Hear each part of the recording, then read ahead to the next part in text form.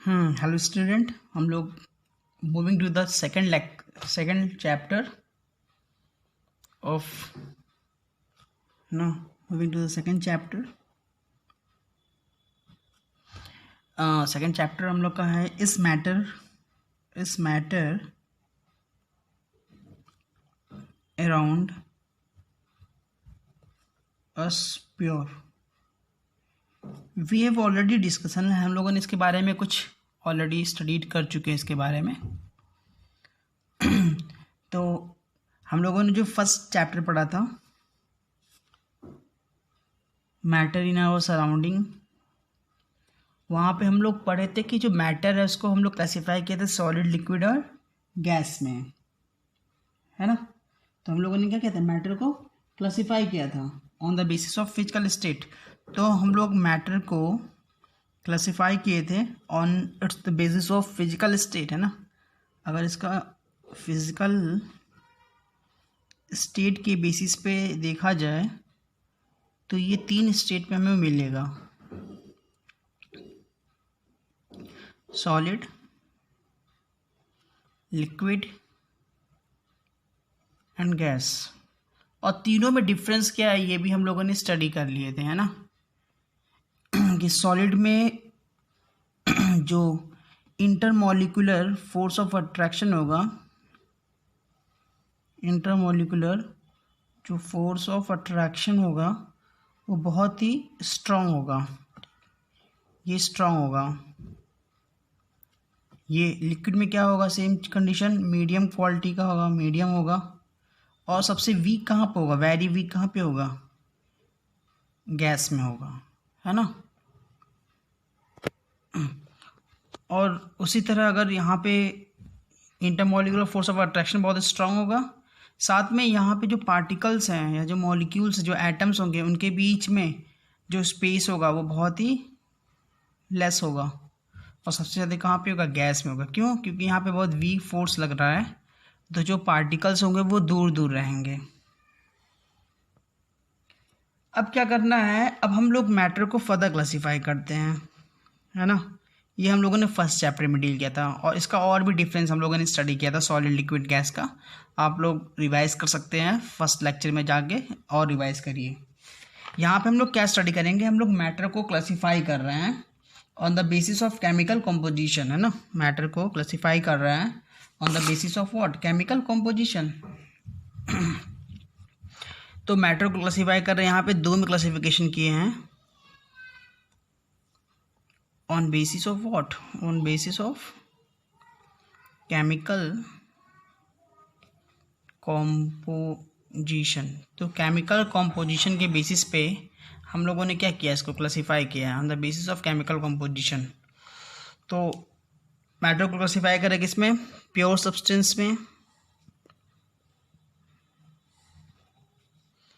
Pure substance, और दूसरा कौन सा है, इम्प्योर सब्सटेंस में। ठीक है। तो जो प्योर सब्सटेंस है इसको हम लोग फर्दर क्लासीफाई कर सकते हैं 2 में, एक एलिमेंट, ठीक है। प्योर सब्सटेंस में एग्जांपल एलिमेंट्स आते हैं एंड कंपाउंड। और हमारा जो इम्प्योर सब्सटेंस है इसमें हमारा क्या आता है, मिक्सचर आता है। क्या एग्जांपल आता है, मिक्सचर। और मिक्सचर भी 2 टाइप का होगा, कौन कौन सा, एक होमोजीनस मिक्सचर होगा, और जो सेकंड होगा वो क्या होगा, हेट्रोजीनस मिक्सचर होगा।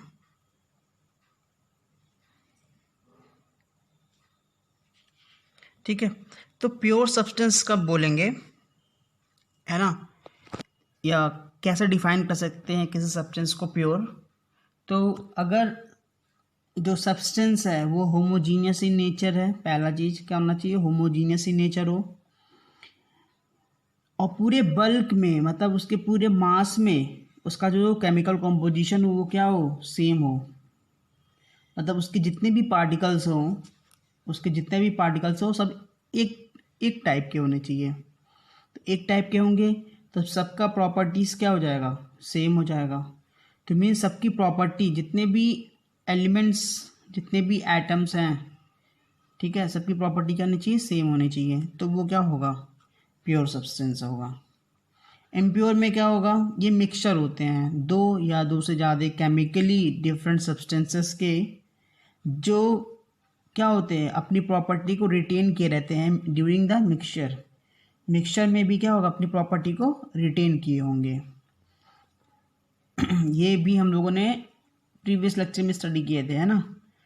तो इसमें प्योर सब्सटेंस क्या होगा, पहला फीचर ये होमोजीनियस होंगे, है ना। शॉर्ट में अगर डिफाइन करना हो तो होमोजीनियस होते हैं, ठीक है।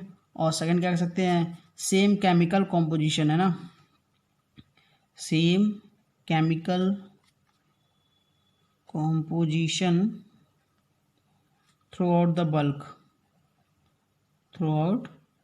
बल्क। और ये क्या होते हैं, इम्प्योर सब्सटेंसेस मिक्सचर होते हैं, मिक्सचर ऑफ टू और मोर काइंड, ठीक है। और they retain their property in their mixture also. अब हम लोग यहाँ से स्टडी करते हैं एलिमेंट्स के बारे में, है ना। एलिमेंट्स, अब यहाँ से सबका डिटेल स्टडी करेंगे एक का। तो अगर एलिमेंट्स का स्टडी करें हम लोग, तो एलिमेंट्स कैसे होते हैं, कैसे सब्सटेंस है एलिमेंट, प्योर सब्सटेंस है पहला चीज़। एलिमेंट कैसे हैं, प्योर सब्सटेंस है, ठीक है। सेकंड क्या कर सकते हैं, जो एलिमेंट्स होते हैं हम इन्हें कन्वर्ट नहीं कर सकते हैं किसी सिंपलर सब्सटेंसेस में बाय किसी भी फिजिकल या केमिकल प्रोसेस से। तो cannot be converted, second point क्या लिख सकते हैं, कैनॉट बी कन्वर्टेड, है ना, cannot be converted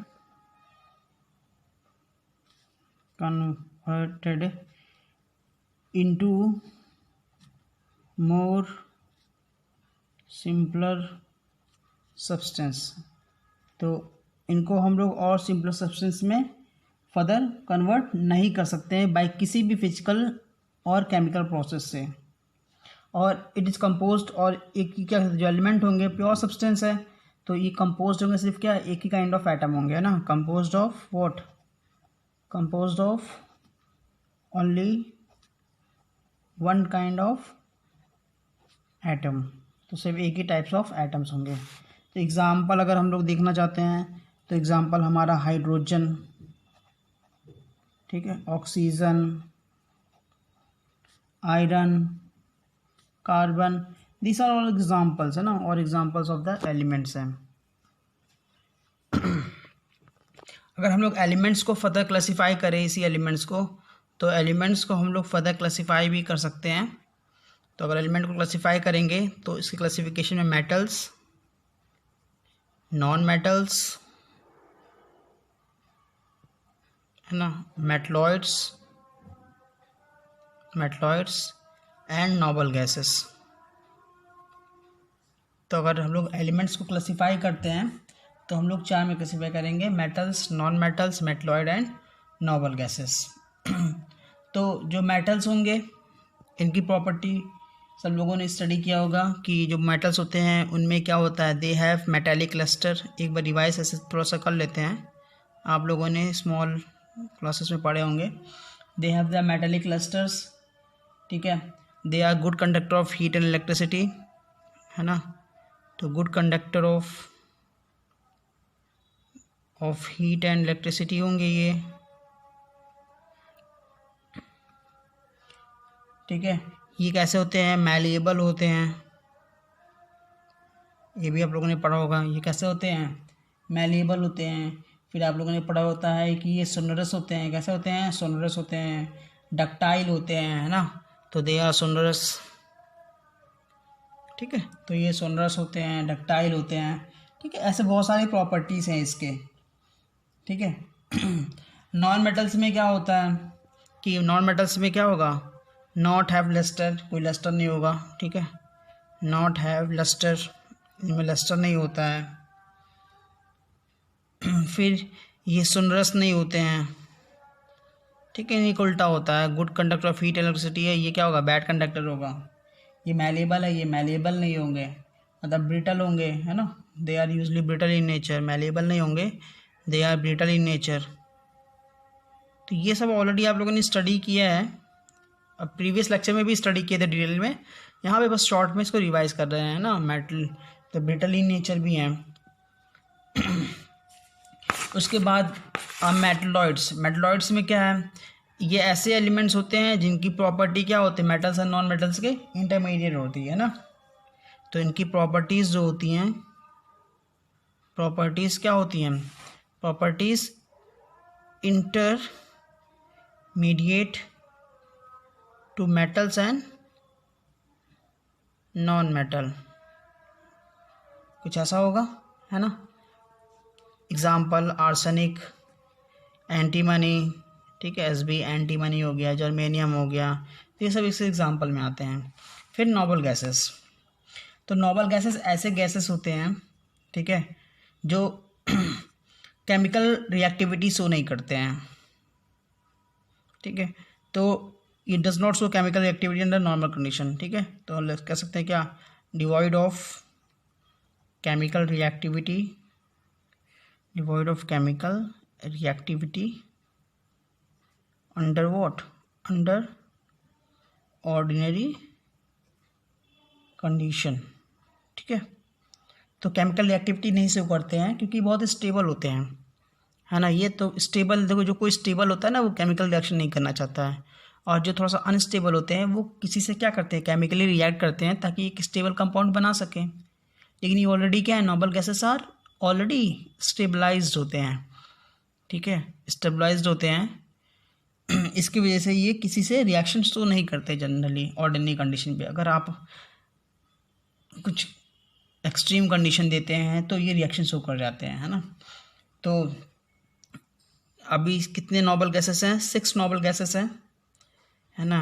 helium, neon, argon, krypton, है ना, दीज ऑल आर ज़ीनॉन। तो ये सब हमारे क्या हैं, और इनके यूजेस भी हैं डिफरेंट। तो ये हमारे हो गए क्या, नोबल गैसेस हो गए। तो ये एलिमेंट्स के बारे में स्टडी हो गया। अब हम लोग आते हैं नेक्स्ट कंपाउंड के बारे में स्टडी करते हैं, है ना, कंपाउंड्स के बारे में। देखिए कंपाउंड्स में क्या है, कंपाउंड्स भी किसके एग्जांपल है, यहाँ पे देखिए प्योर सब्सटेंस के। तो कंपाउंड भी क्या होंगे, प्योर सब्सटेंस होंगे। कह सकते हैं डिफिनेशन से, they are also pure substance, they are also pure substance.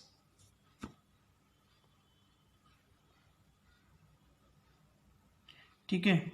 अब जो कंपाउंड होते हैं ये प्योर सब्सटेंस होंगे, और ये भी 2 या 2 से ज़्यादा एलिमेंट क्या होते हैं, जब केमिकली कंबाइन करते हैं, ठीक है, एक डेफिनेट प्रोपोर्शन में, तब ये फॉर्म होता है।